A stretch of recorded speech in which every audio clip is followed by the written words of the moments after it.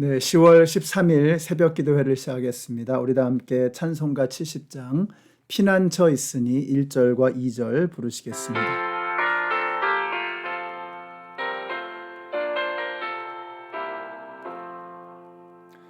피난처 있으니 환난을 당한 자 이리 오라.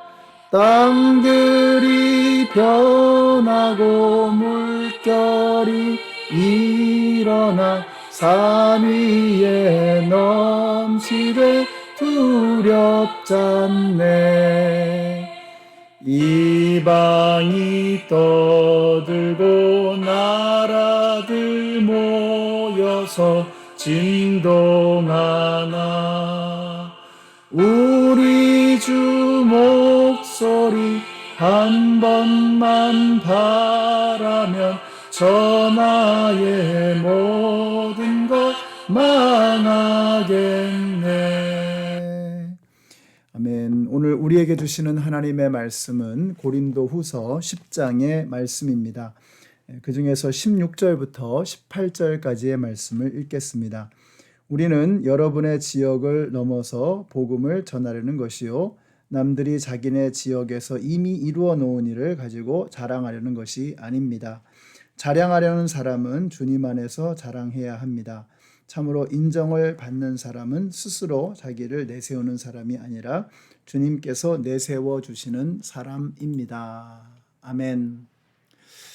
네, 고린도후서 10장의 말씀입니다. 이 고린도후서 처음 부분에서 자신의 사도권을 옹호했던 사도 바울은 이제 자신의 사역과 권위에 대해서 다시 한번 강력하게 옹호하고 있습니다.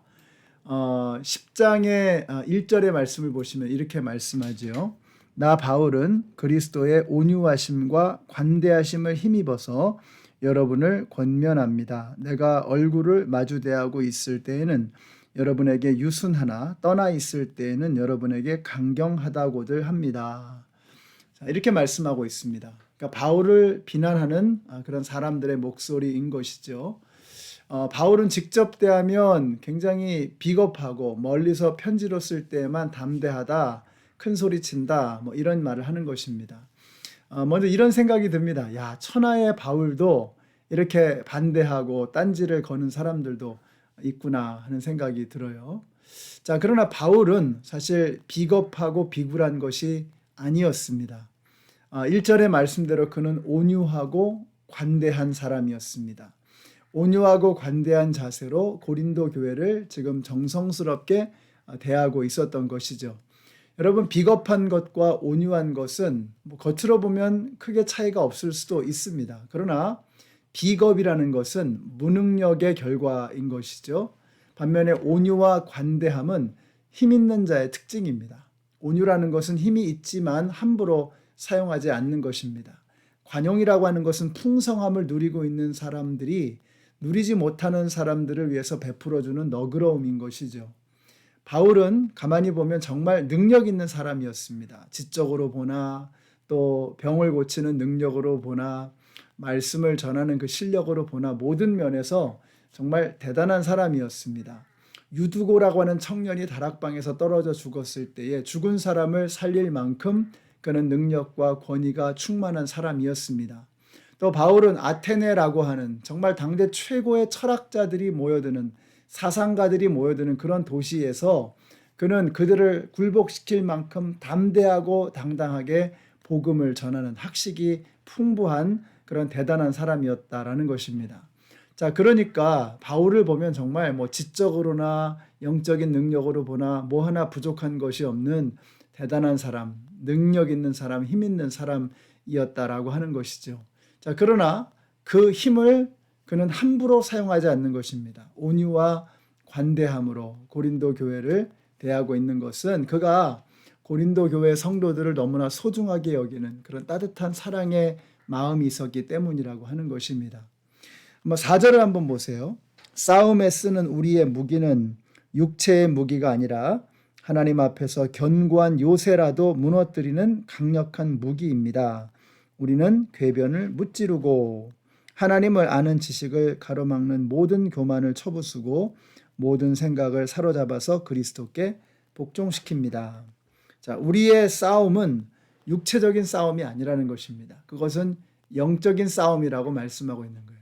여러분, 우리의 싸움은 정사와 권세와 이 어둠의 세상 주관자들과 하늘에 있는 악의 영들에게 대한 것입니다.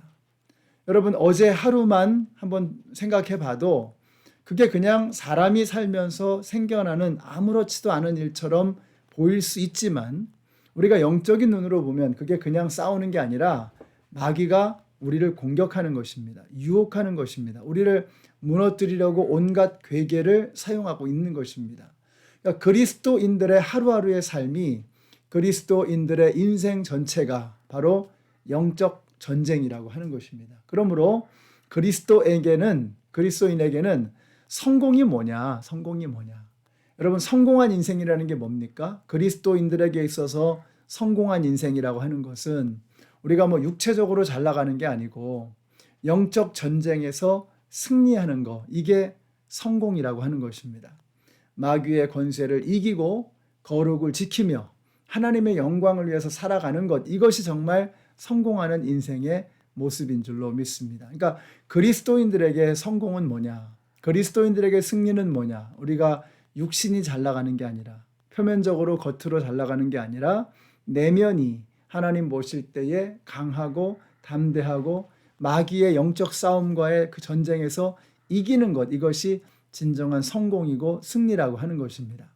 자, 오늘 본문의 마지막 절에서도 이렇게 바울은 말씀하고 있어요. 참으로 인정을 받는 사람은 스스로 자기를 내세우는 사람이 아니라 주님께서 내세워 주시는 사람입니다. 이렇게 말씀하고 있어요. 그러니까 참으로 인정받는 사람은, 여러분, 세상이 끝나도 영원히 메아리치는 칭찬은 사람들의 칭찬이 아니라 결국은 하나님 아버지의 칭찬인 줄로 믿습니다. 예수님 당시에 예수님을 칭송하고 따르던 모든 자들이 돌아섰습니다. 얼마나 예수님을 정말 칭송하고 높이고 그랬습니까? 근데 그들 다 사라져 버렸거든요. 그렇지만 하나님께서는 예수님을 향해서 이는 내 사랑하는 자라고 말씀하셨어요. 그 칭찬은 영원히 그 메아리치는 것이 멈추지 않는 것입니다. 시간이 지나면 식어버릴 세상의 칭찬에 연연하지 마시고, 여러분, 시간이 지나도 변함없이 계속해서 메아리칠 하나님의 칭찬을 사모하면서, 이게 뭐 사람이 보든지 보지 않든지 세상이 주목하든지 업신여기든지 이런 거 상관하지 말고 하나님의 칭찬을 사모하고 바라보면서 오늘 하루를 신실하게 살아가시는 충성된 주님의 백성들이 다 되시기를 바랍니다.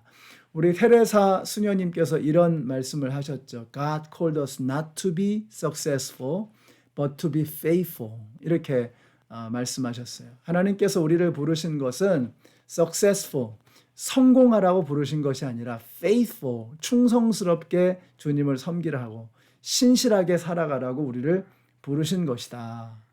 여러분, 성공이라고 하는 것은 결과에 초점을 두는 것입니다. 그리고 세속적인 관점으로 보는 것입니다. 그러나 충성이라고 하는 것은 결과는 그 다음 문제라는 거예요.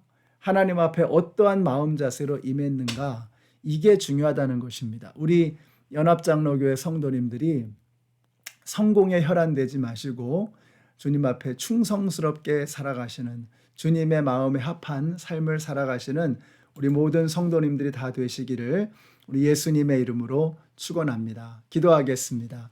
하나님, 감사합니다. 오늘 저희들을 사랑하셔서 이렇게 귀한 말씀을 통해서 저희들이 어떠한 마음 자세로 살아가야 하는가를 깨닫게 하시니 참으로 감사합니다.